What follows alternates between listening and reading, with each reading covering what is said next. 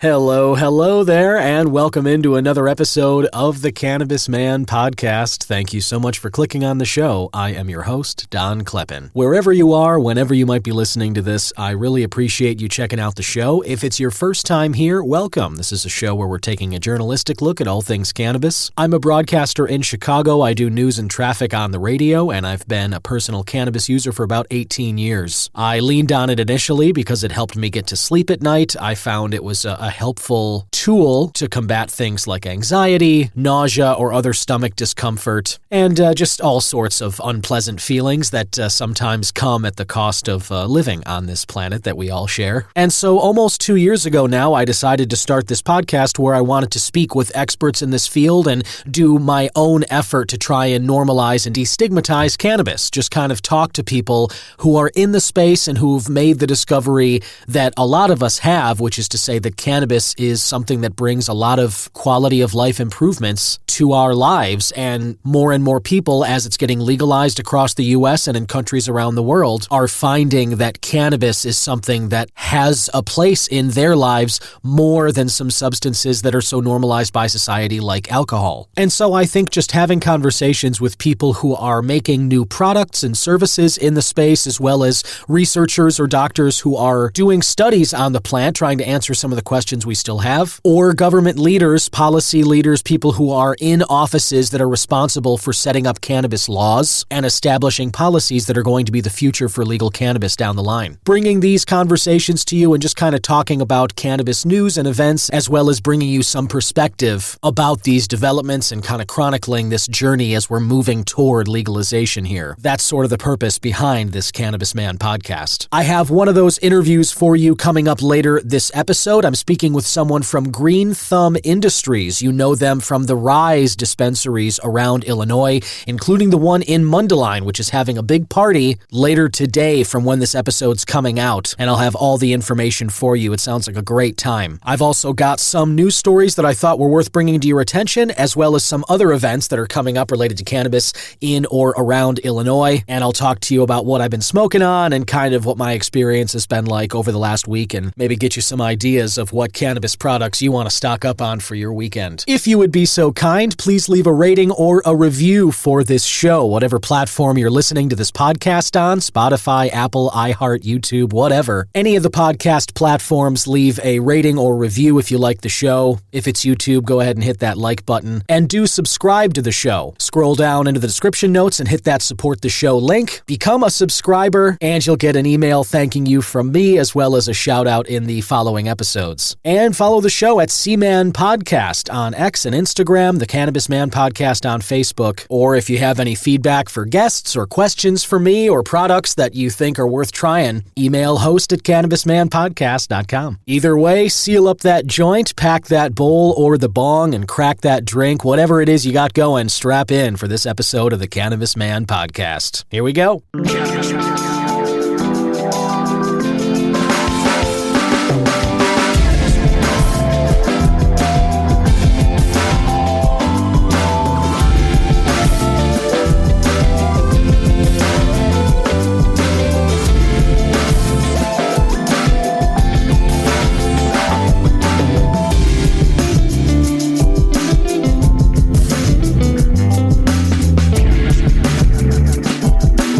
This is Tommy Chong, and you're listening to the Cannabis Broadcast.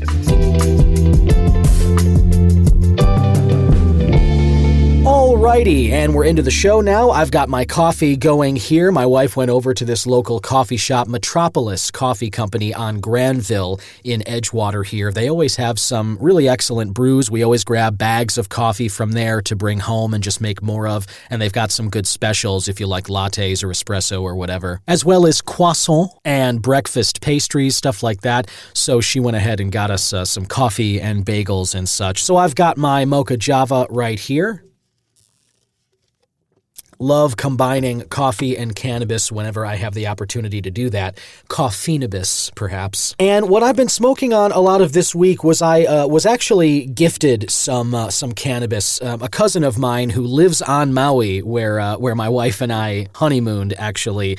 Very jealous of my cousin Nate, who moved out to that island. And he's got a cannabis farm going there with some friends of his, and so Nate was kind enough to send me just a little bit, like a little care package of a couple of different strains that they've grown. One of them is named Tropical Runts, and I've been a big fan of it. I can really taste the limonene terpene. It definitely has some fruity, citrusy kinds of tastes, and I find it to be more uplifting. It feels to me like it leans a little heavily toward the sativa side. Relaxing, euphoric, typical kind of creative energy that I really like and vibe with in a strain, so thanks very much, Nate, for the Tropical Runts. Maui-grown stuff is quite good whenever I'm lucky enough to get to try some of what Nate is growing out there. It's a lot like the Emerald Triangle grown stuff in Northern California, as well as that Pacific Northwest in Oregon or Washington State. Lots of people over the decades have just talked about the great quality of crop that comes from those areas, and Maui seems to have very similar conditions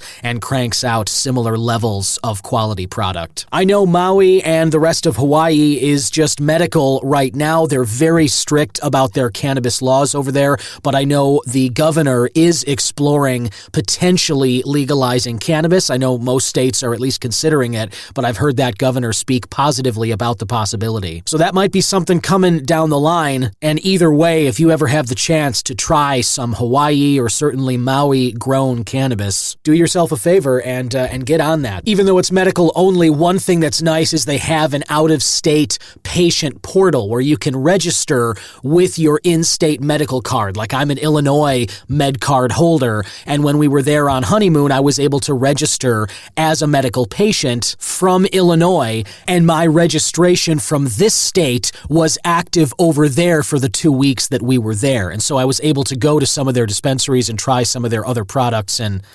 man, Maui-grown stuff really is tops, so I can't recommend it enough. And whatever you're smoking right now, cheers. I hope it's a great day and heading into a wonderful weekend for you.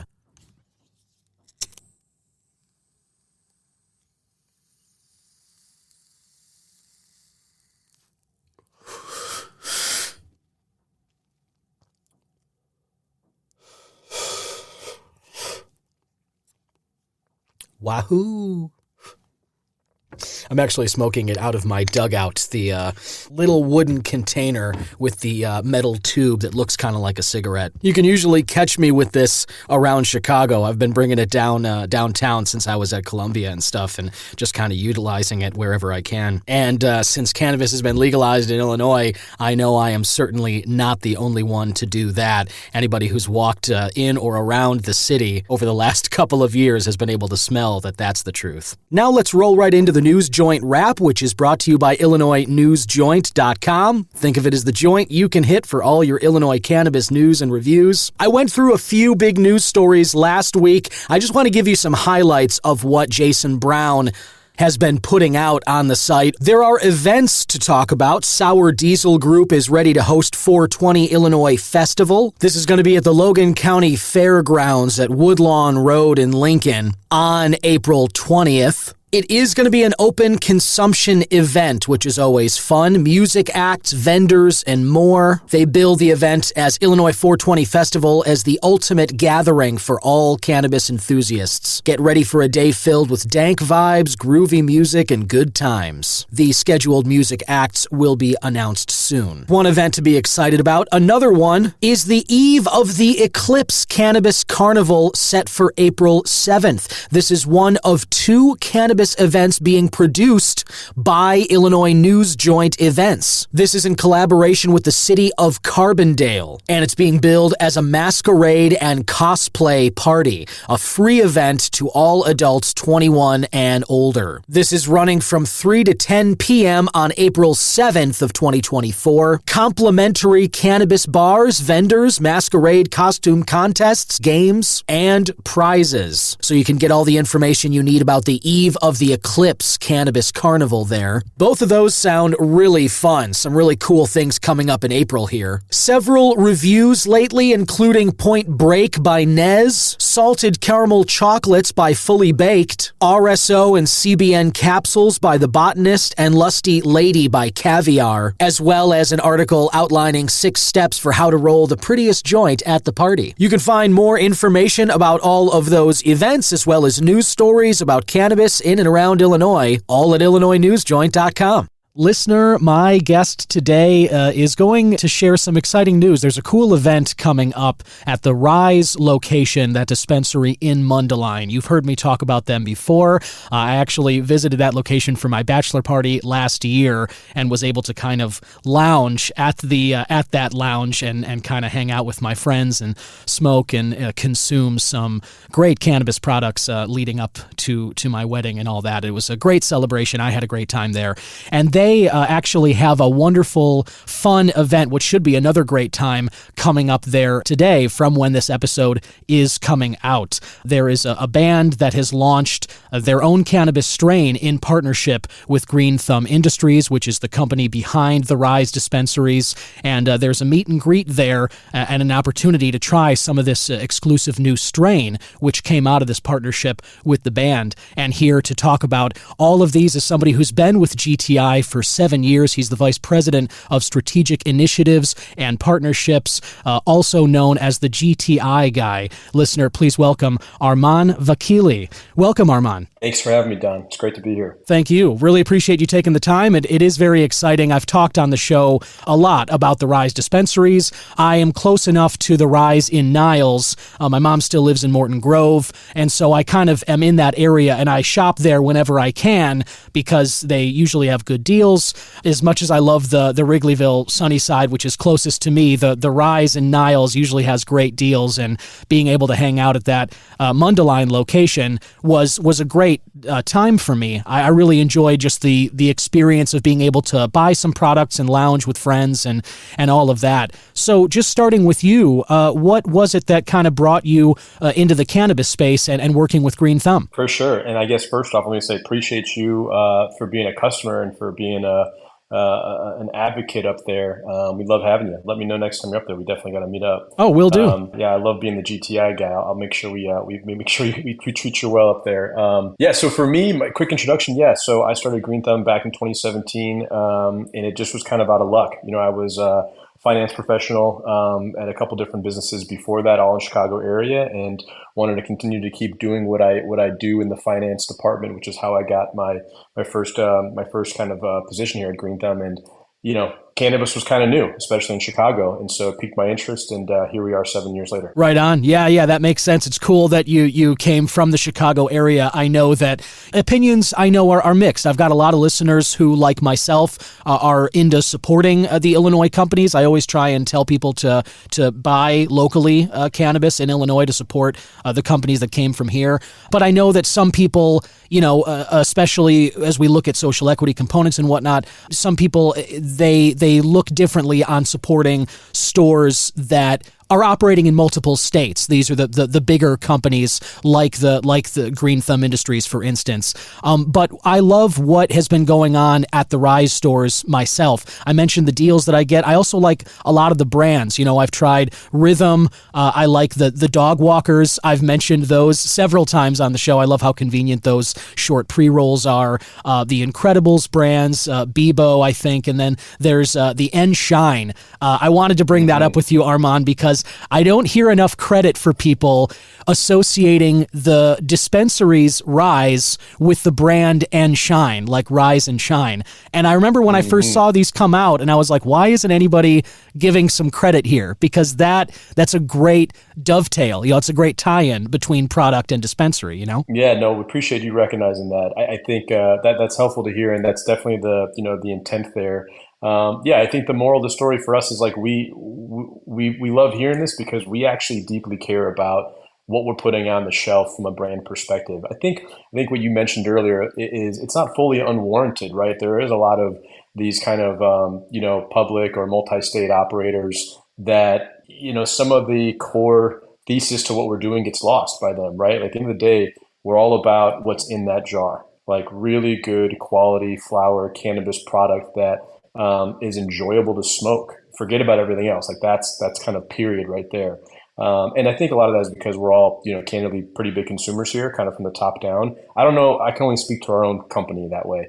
I'm not sure how the others operate, but we hope that speaks through the branding, and it's not just another, public kind of multi-state operator. It's like really core to the roots of where we're at in every state. And, we have the benefit of we're Chicago bred, and that is our home state to begin with anyway. So it's an extra emphasis on that. Right on. Yeah, and I love that. I think that sense of coming from a local place and having this, as large as it ever gets, but the fact that the genesis was from here, I do think some of that is starting to come through. I know the popularity of the dog walkers, for instance. You see a lot of these products now, the short pre-rolls in these kind of convenient packages, but dog walkers were really the first ones that I saw, and now it seems like they're on every dispensary shelf, and those are like the most popular. And I've talked on the show before about how convenient pre-rolls are. I think that's a big part of why they're so appealing. But it seems to me like what everyone's kind of trying to do is chase what the dog walkers have done, which is kind of establish this brand of like small, easy to open containers, shorter pre-rolls that, are, again, just like the rise and shine tying in. You've tied in this activity of burning a pre-roll over the length of time it takes to walk a dog. And I think that sort of effort to kind of tie the branding in with the activity, which is a pleasant activity for a lot of people, get outside, but spend that amount of time out there. I think that's well done, and it seems to me like everyone else is kind of trying to chase that, Yeah, I appreciate you saying that. That just speaks to the genius of our CEO, founder, Ben Kovler. Dog Walkers was born by him, 10 years ago out of the love for his dog and for smoking, and the exact same reasons that you just mentioned there. His dog, she's passed since, but her name was Bailey. If you open up the tin of dog walkers, you'll see her inscription on every tin and a little note from Ben. And that's, again, it's at the core of what we do. We put stuff in packaging and in products and in jars and in tins that we actually like to consume, that we care about consuming, because we're all consumers. And hopefully that resonates. And, with folks like you who definitely resonate with it, we appreciate that. And Bailey is such a great dog name. My aunt Nancy, her dog's name is Bailey. And I remember the first time opening up one of the containers and seeing the picture in there. It's pleasant. It's a positive impact, that people are, it reminds me of kind of like when Snapple would put like the little jokes on the insides of their caps. And Right. It's just a positive spin to associate with opening of the package, which I think is cool too. So we've talked a little about, sort of the effort that goes into the products. I'm also a big fan of the Rhythm flower. I know that, there's many others that are into those as well. I feel like the price point's good. The quality's really good. But now you guys have even, more exciting. You've got another kind of exclusive brand coming up of flower here. And this has to do with a partnership with a music group. And this is all tied in with this event that's happening at the Rise Mundelein location later today. So you want to talk a little about this new cannabis strain and kind of the event later? Yeah, of course. So our main flower brand, premium cannabis flower brand, is called Rhythm, as we mentioned a couple times already. And really at the ethos of the brand is the intersection of cannabis and music. And even just from the basis of the name itself, right? It's, again, goes to speak to the genius of our CEO founder, who really has a couple major passions in this world, and two of them are cannabis and music. And so this was a kind of natural evolution of the brand as we've continued to, just organically evolve as a company over the years, leaning into this music space. And so with that has come this new series that we're calling the Rhythm Artist Series. And at the core of it, what it is basically us, collaborating and kind of organically finding different partners and musicians and artists across many different genres of music that all share the same core organic love for smoking flower. And so we've done that here. We found 4 different artists, one of which is a pop punk band called State Champs. They're mostly out of the East Coast, but they kind of tour. They actually just got back from Europe like 3 days ago from a tour with Simple Plan over there. And those guys are just, again, they're really good guys who love to smoke and love to consume. And they mesh well with, our interests and our desires and what we look for in the brand representation. And we collaborated and created a unique strain that is accustomed to their likes and their needs and their inspiration and what they like to smoke. And, out of that was born the strain Out of My Head, which is, a sub brand underneath Rhythm, along with our other artists that we're doing under this series, the Rhythm Artist series. That is so cool. I love the idea, that you just spelled out there, how you guys identified this great overlap between cannabis and music. I definitely think one of the archetypal moments of any journey of any stoner is sort of, smoking a little bit or consuming cannabis and then putting on some album and just really being transported to another place. You thought you loved it before,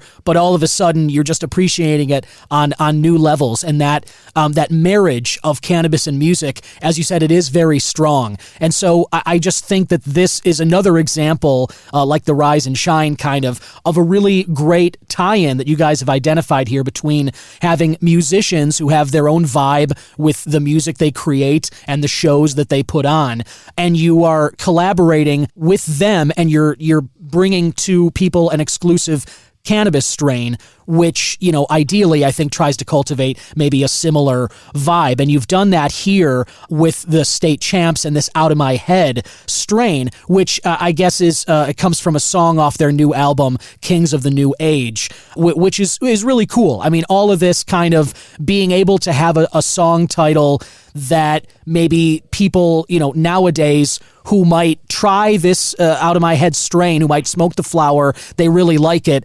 Now to have an experience where you could be a stoner, you can go to a show, listen to this band that you enjoy, and you hear this song right after maybe you smoked some of that flower. I just think this is an example of one of the things that is so cool about the cannabis space right now, which is to say there's all this innovation and it allows people like myself and anybody else who wants to, consume cannabis. It's giving us consumers new experiences to try out. It's allowing us to try cannabis in a new way, or in such a way, tying it into something like this, tying it in with a song and a band that the depth of experience, I think, is just going to be so cool for people to try out because, again, this is something that, because it's been prohibited, because cannabis has been illegal for so long, this level of experience, this level of being able to try it hasn't been out there before. So I guess I just want to say really well done again, because it seems like, Snoop Dogg is not the only musician to enjoy cannabis or tie that in with the brand. He's just the most famous, but I think music and cannabis, like I said, go well together. So I think a lot of people should maybe be excited to check out what you guys have coming up here. Yeah, no, 100%, Don. You hit it on the head. It's like, it's peanut butter and jelly, if not better, right? It works well together. It has for centuries, if not longer. So we're not really necessarily creating anything new. We're just leaning into something that already is such an authentically natural fit out there for cannabis and music consumers alike. Like this, just it makes a lot of sense. And you mentioned Snoop Dogg, and we have a lot of respect for him and a lot of other artists who we know are authentically consumers who try to create their own brand. What the difference is here is we're not. There's a lot of influencers and cannabis brands that can get together and try to do something, right? That's not new. What we're trying to do is a little bit different, where we're really trying to take our time to find artists who not only are influential, like a Snoop Dogg would be, but are truly authentically desiring to have their name be part of a platform that's already trying to do big things in the space and really cares about the product. So it's like a twofold. You need the influencer part of it, that they're, organically interested in the product. And then you also need the company and the brand who has built a platform that I can actually execute on that.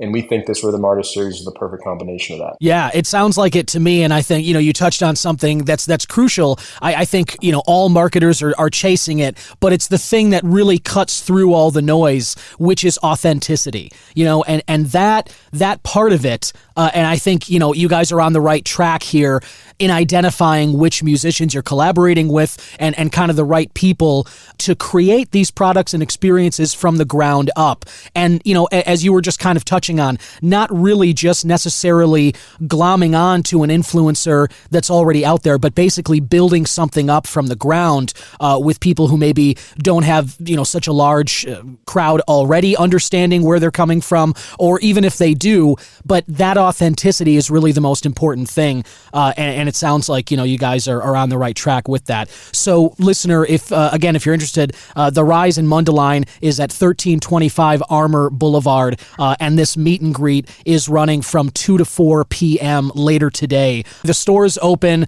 at noon, and you can get out there and get in line and, hopefully have a chance to meet the band and maybe smoke a little bit of the new strain. It does sound like a really great time. And like I said, I think that there are not many experiences like the Rise and Mundelein that are open and out there for people just yet, in terms of being able to go to a place, buy some product, and kind of hang out and actually consume it with your friends or whatever, and just kind of linger there in that vibe instead of just buying and having to dip and then consume it elsewhere. I just think even going there to experience something like that is cool, and being able to go and do an event like this where there's something new and fun and people to meet, and kind of the excitement that's so prevalent in the cannabis space in general. These events and stuff like this, they're really kind of high points for people to tap in and feel stuff like that. So again, bravo and well done, and just keep up the great work, Armon. I think the stuff that's going on at GTI is excellent. Yeah, no, appreciate you saying all that. And, just as a quick also reminder, state champs, pop punk band, I'm sure a lot of listeners here are into that music, me included. I'm a huge fan of that music. But we've really done a lot of work to make sure we have a diverse range of artists here as part of this first wave of what we call the artist series. So we already had in Illinois and in Nevada and Massachusetts a brand underneath another artist launch a couple months ago. His name's Mitchell Tenpenny. He's a country musician. Again, very authentically funny and really into the product. State Champs is today, as you mentioned. And then coming up soon, we have another artist. His name is Marcus King, who's kind of a southern rock, bluesy, really soulful, unique vocalist who's coming out with his own strain underneath this artist series that will also be available at Rise Mundelein and other Rise stores in Illinois in about a month. And then we've got a fourth artist coming down the pike about 3-4 months from now. Her name is Tinashe. She's a very, very well-known R&B and pop singer. So that's kind of the full portfolio of what we've got to offer in Illinois and other states as well. And we're excited to have all the feedback. Wow, yeah, that is awesome. Thanks for spelling that out, Armon, because I do think, if people can't make it to today's event, that's one thing, or if maybe they just vibe with a different genre of music, it's really cool to know that you guys are partnering with musicians in other genres as well, and are giving people future opportunities to come and check out some of these, the new cannabis strains you guys are doing, partnering and creating flower with some of these musicians who are creating music that lives in kind of different spaces and creates different vibes.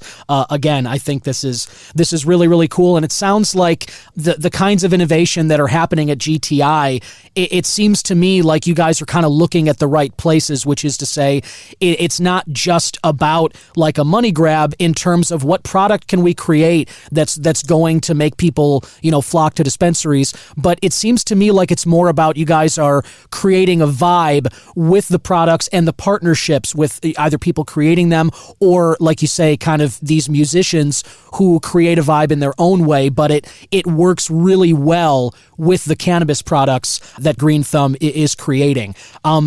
Just in terms of future products, if you can, what sorts of products, looking down the line, aside from partnerships like these, music groups and just straight flower, is there anything that Green Thumb is looking at to bring to people in the future from dispensary store shelves? Great question. Yeah, I can't give away too many of the secrets because we like the element of surprise and making sure that people really are excited about what comes out. But I will say, like, our innovation team we've got an innovation team that's focused on this all day, every day, and just kind of zooming out even from that. Like I said at the beginning, I don't mean to keep harping on it, but it's so true. We all are just real, authentically lovers of the plant. Like, we all consume on a daily, weekly, kind of recurring basis, and that in itself sparks creativity and innovation naturally across the board. So while we have an innovation team that's focused on exactly what you just asked, ideas come from all walks of life, from top all the way down to the bottom and anywhere in between. So with that said, it's just to give you a little taste of, there's a lot of cool stuff we've got cooking up, and we're excited to bring it all out there and continuing to think creatively and outside the box. For sure. Yeah. And it sounds like, I think everyone should be confident that you guys are going to keep on cranking out good stuff as you have been. I mean, as we talked about, the products that have come from the beginning, the Rhythm Flower, the Dog Walker pre-rolls, and as well as, like I talked about, the End Shine kind of cartridges and the vapes. I really think that you guys are coming from the right place. And when you say to me that the people in the company are, regular consumers of the plant, it definitely, to me anyway, this is coming through from the products and the branding that end up on store shelves anyway. It does seem like from everything that's on the shelves and the bud tenders that I've dealt with at the Rise dispensaries, I think the authenticity of you guys being consumers, it is coming through from what you guys are giving to others in this state as well. So just keep up the great work, I guess is what I wanted to say there. No, thank you. And again, that's just bring it all back to the Rhythm Artist series, which I know is the genesis of this conversation. That is at the core of why we think this will be successful, because all of our artists that we've partnered with, they're the same way. They are authentically actual. They've chosen a collection of strains here that I can attest are amazingly effective and amazingly delicious, but they're all unique and different because they speak to their own inspirations, their own tastes, their own desires, their own lifestyles. But they're all actual strains that these artists smoke while they're out on, before or after their show, on the tour bus, in their downtime. That's the only way this works in our mind. And so we're really excited and appreciate all the kind words you said, Don, because it's exactly how we think about it. Well, again, just thank you for stopping by today, Armon, and thanks for the great work you're doing at GTI. Listener, one more time, if you want to head to that Rise in Mundelein later today to check out this event and try some of this new strain, definitely sounds exciting to me. And Armon Vakili of GTI, Vice President of Strategic Initiatives and Partnerships, thank you for stopping by today. And do keep up the great work. I hope we can talk again in the future. Thanks for having me. Great to talk to you. Here's a news story that I thought was worth bringing to your attention, listener. The headline is, Young Americans are 5 times more likely to smoke cannabis than cigarettes, Gallup poll shows. Overall, 17% of Americans say they smoke cannabis compared to 12% who reported smoking any cigarettes in the past week. The difference is especially stark when it comes to younger adults. Among those 18 to 34 years old, 26% said they use marijuana compared to just 5% who smoke cigarettes. 35 to 54-year-olds, it's 18% who smoke cannabis compared to 16% of cigarette smokers. And then adults 55 and older, they still are slightly more likely to smoke cigarettes in the past week, 13%, than those who say they smoked cannabis, which was 11%. I find that this poll, I'm encouraged by it, but I also see that it reflects the trends that I've noticed anecdotally as well, and that I've read in lots of publications, other polls as well as books like iGen by Jean Twenge or Twenge. It talks about those born from 95 to about 2013-ish, Gen Z or iGen if you like. And she speaks exactly about this, that generation is much less likely to smoke cigarettes or drink alcohol, and they're much more likely to smoke a joint or consume cannabis in some regard. Another big reason why it feels like the momentum in favor of legalization or certainly decriminalization and then just further normalizing cannabis is that the young people are already reflecting that trend. We are seeing the future play out right now. I mean, we'll know for certain when we get some generation as they grow up, Generation Alpha, the ones that are, growing up right now, born after 2012, 2013-ish. We'll see if the trend continues at the same rate, but either way, this kind of shows where things are headed, and again, just reinforces the notion that rescheduling, or hopefully eventually decriminalizing entirely, it's not a question of if, but when. And one more thing I wanted to discuss with you this week, listener, was I ran through an article that was published in journals.sagepub.com. I'll share this one with you. It is very complex. It's a study on the effects of stigma stigma, older persons and medicinal cannabis. And this is not really an article summarizing, this is the full study. And so it is complex, it's weighty, but I wanted to go through at least a little bit of the findings and the discussion because I bring up stigma all the time on the show. And when I saw the findings of this study, I thought it was a great look into the real life effects of what these stigmas are doing in people's lives. So the entire study, they introduce it, they talk about their methods, they talk about the data collection. It's a well-conducted study, it's valid. But for the purposes of time and just kind of keeping it simple, I'll just go through their discussion of kind of the findings. So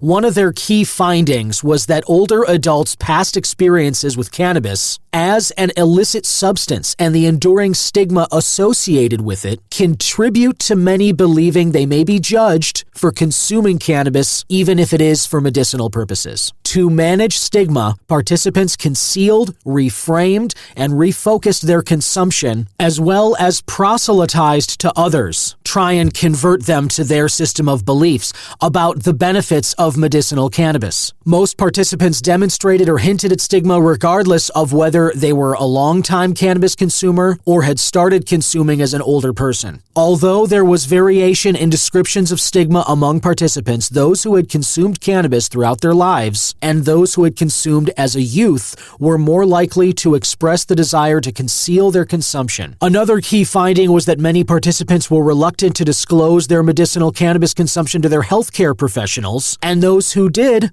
often encountered stigmatizing attitudes. This finding parallels previous research. They cite another study, for example, compared cannabis consumers' perceptions of stigma in European countries and found that healthcare providers often held stigmatizing views about cannabis and cannabis consumers. They go on to say their study adds to the debate regarding the intersection of medicalization and normalization. This is something I've heard anecdotally as well. There are people that have gone to their doctors, they talk about cannabis use. I've experienced this myself. I've gone to a doctor, I tell them about my cannabis use, and their attitude toward me changes. And it's not a positive change. This is a healthcare setting. This is something that this study is talking about exactly this. That is a place where we have this thing that is now more and more widely medicinally legal. 37 states, 38, I believe, and counting, as well as other countries around the world. And yet, this stigma exists even among doctors and other healthcare professionals.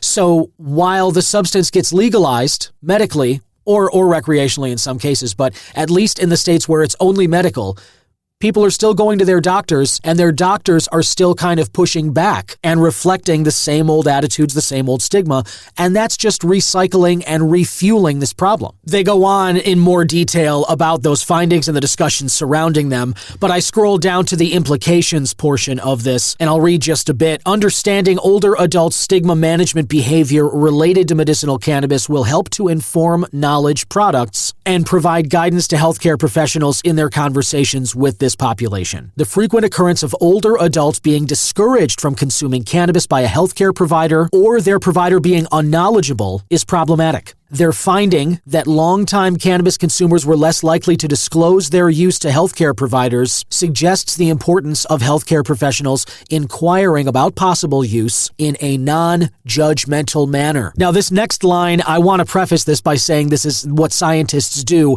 They are being equitable. They have to mention, to be fair, they have to mention the risks that do exist. But like a lot of things in life, this is a weighing of potential risks versus potential benefits. And so they say, while the literature indicates that older cannabis consumers are at risk of developing psychosis as well as diminished attention, memory, and learning, and then in parentheses, and then one can thus understand why physicians are reluctant to recommend or authorize it, this is the key point. There is also early evidence suggesting that cannabis is effective for treating numerous conditions. Furthermore, given that older adults are actively seeking cannabis as a potential treatment, it is crucial that healthcare healthcare providers are open to discuss it and sufficiently informed to credibly answer older adults' questions. Now, on that note, there are some cannabis practitioners. That's what the people who are making an effort to stay informed on cannabis literature and who are practicing healthcare advice. These cannabis practitioners can tell people how to maybe integrate cannabis into their lives. And just like any other healthcare professional, you want to do some research and ideally figure out whether or not these people are reputable. But the fact is, there are reputable and professional cannabis practitioners out there. And if you're curious about cannabis, those are the people you should really be looking to ask. Hopefully, studies like these and more publications will continue to normalize and will help some of these healthcare professionals become more knowledgeable about it, as well as less stigmatized or more destigmatized about advising cannabis use. But until that happens, until that normalization reaches that level, seek out recommended and knowledgeable cannabis practitioners. Either way, that's all the time I have this week. I will share both of the articles that I brought up this week. You can read further about them, which I encourage you to do always. Reading is good, people. I'm a big proponent of reading. If you can't tell, words are something that I tend to nerd out over from time to time. And reading is just good for the mind. It's whether you're doing it, fiction for pleasure, or you're doing it to learn things, maybe explore some topics or improve your life or whatever. Reading is just a huge benefit. Anyway, be sure to follow the show on social media at C-Man Podcast. Rate, review, subscribe to the show. Click on that support the show link, head to the Buzzsprout page and become a subscriber there. And if you're in the mood for some coffee or Camp Craft cocktails sent right to your door, click on the Vouch store link in the description notes and that'll take you right to the page where you can order those too. Thank you so much for listening. Have a wonderful weekend and we'll talk next week on the Cannabis Man Podcast. Bye-bye.